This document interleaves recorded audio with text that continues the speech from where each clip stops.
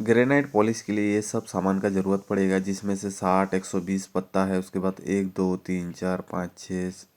क्या हाल है दोस्तों, मैं हूँ मिंटू मिंटू मार्बल चैनल में आप सभी का फिर से स्वागत है।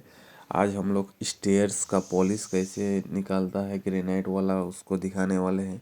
सबसे पहले हम लोग को क्या करना पड़ेगा, ब्लेड से पहले घिस के बराबर कर लेना पड़ेगा। उसके बाद हम लोग 60 नंबर का पत्ता मारेंगे। फिर उसके बाद 120 नंबर का पत्ता लगाना पड़ेगा।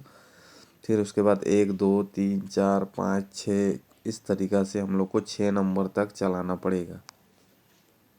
तब जाके हम लोग का प्रॉपर जो ग्रेनाइट पॉलिश होता है वो निकल के आएगा। अगर मेरा वीडियो अच्छा लगे तो चैनल को ज़रूर सब्सक्राइब करिए और वीडियो को ज़रूर लाइक करिए।